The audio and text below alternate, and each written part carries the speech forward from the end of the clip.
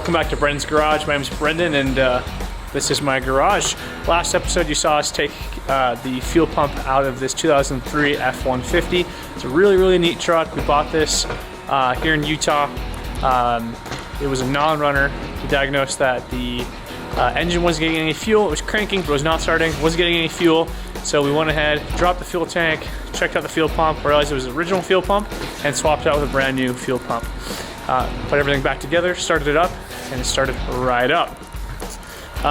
So 5.4 liter V8, 113,000 miles, runs really smoothly.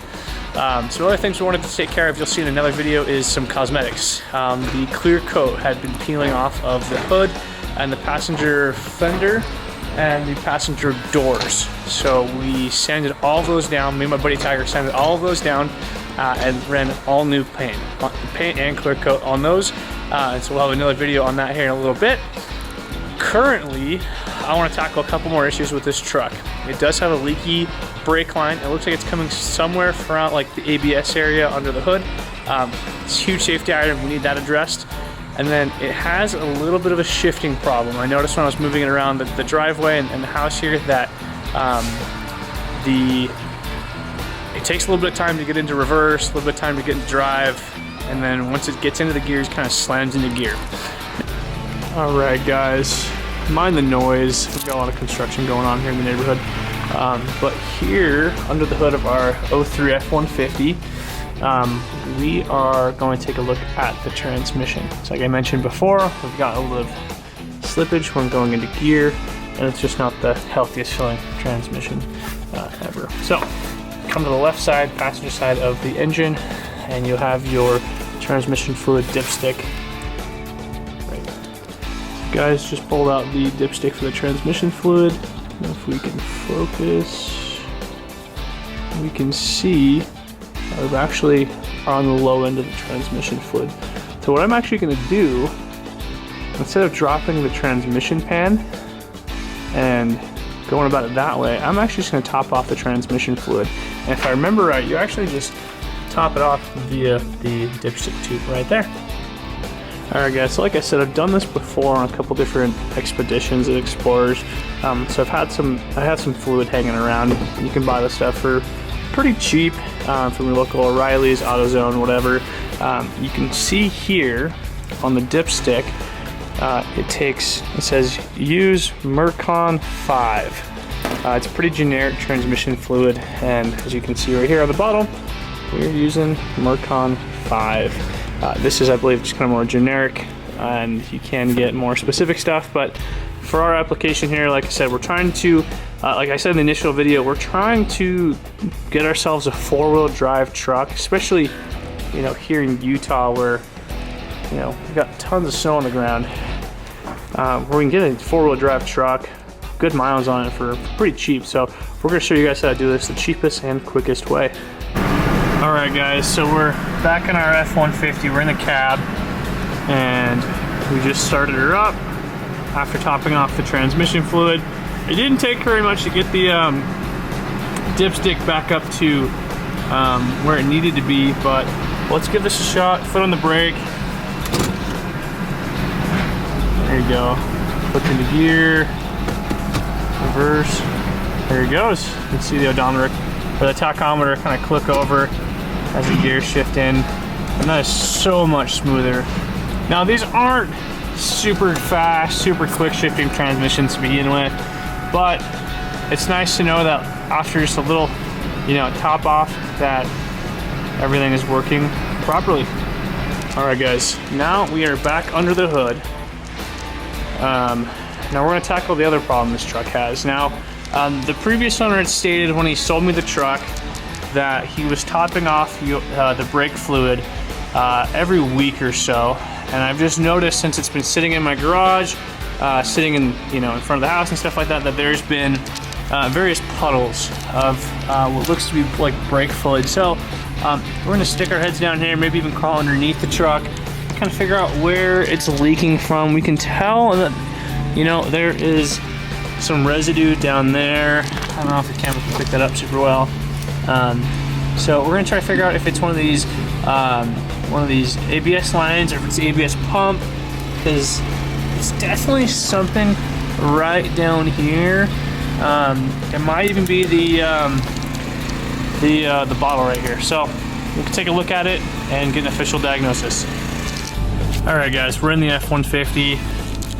As you can see, we actually flipped it into four-wheel drive. We got tons of snow on the ground out here. Got a few inches last night, and this is a great opportunity for me to test out the four-wheel drive capabilities of this truck. Now, the purpose of this test drive isn't to test out the four-wheel drive abilities of the truck. The purpose of the test drive is to figure out where that leaky brake line is. We've got some brake fluid leaking, and we can't figure out exactly where it's coming from. So I'm gonna go drive it around a little bit, get it hot, get it nice and warm. This car really hasn't seen much of the road in probably a good 6 to 8 months. So let's get some of those fluids circulating. We did just top off the transmission, so let's make sure the transmission shifts nice and smoothly like it's supposed to, just like that. You know, let's test out the four-wheel drive. Maybe we'll throw it in four-wheel low and see how that goes for us. But all in all, guys, this project's coming along quickly and smoothly. All right, guys, we just got back from our test drive in the F-150. I can tell you now that the transmission service did its job. I can tell you that the four-wheel drive works perfectly and the engine runs and idles smoothly. So all in all, really good bones of this truck. Remember, we paid just $1,000 for it. I've done a couple things. I spent a couple $100 on it to get it right. Now, what we did on this test drive, what I thought was really, really important, is we did a few brake tests. Now, we've got some leaky brake fluid, and as you can tell down here, just right where that ABS pump is, there is quite a bit of buildup of, let's see if I can zoom in a little bit better, quite a bit of buildup of what looks to be brake fluid, which would make sense. Now, what I want to know is it coming, I can tell it's not coming from the reservoir here. Now the brake level, the fluid level did go down a little bit from our test drive, which means we do have an active leak.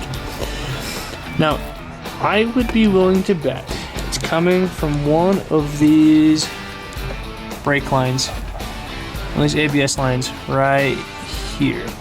Now what I'm going to do, instead of trying to tear all of these apart and figure out what's leaking, I'm actually going to figure out what size wrench I need, and I'm going to snug all of those nuts up and make sure that all of these lines are on there tightly.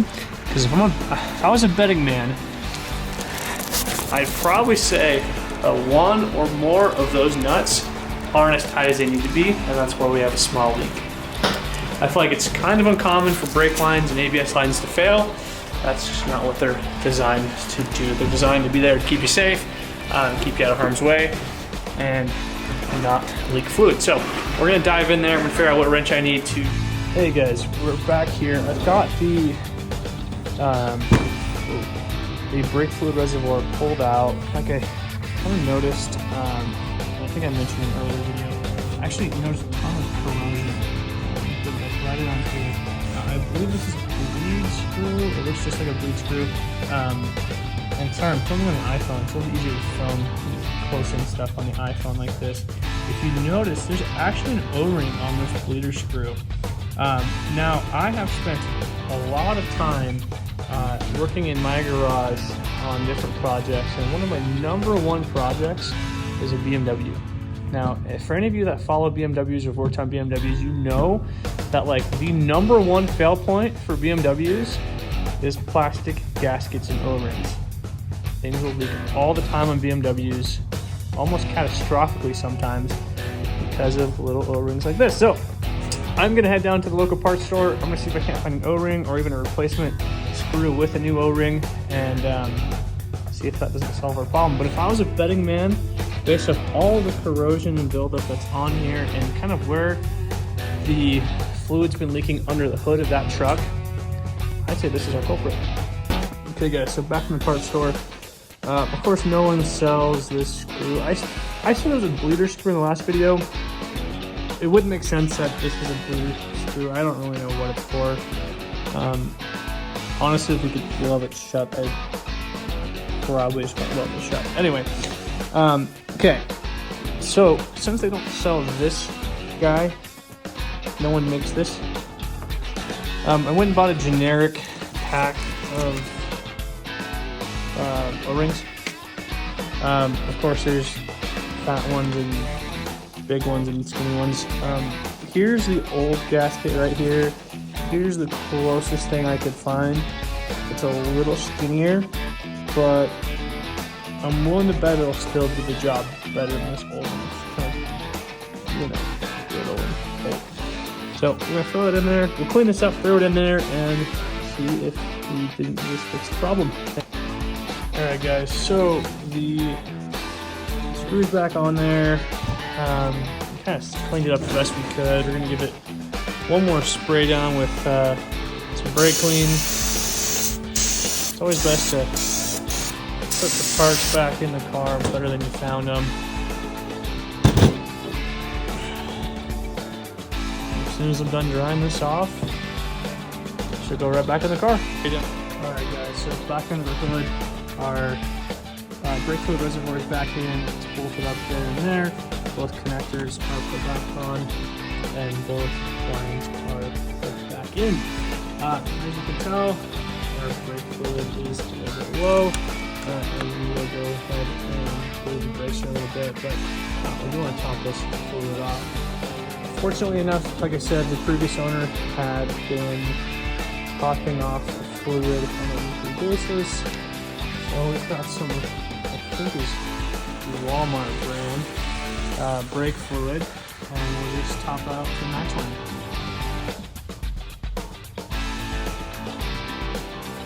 Keep in mind, I'm pouring this in my left hand and right handed, don't judge me. Although I'd love to see the comments go off, saying, oh, this guy doesn't know what he's doing. When in reality, it's actually facts. I got no idea what I'm doing. I'm just trying to buy a truck on a budget here. Okay, just the max line there. Tighten that back on there, and we'll go out for a test drive.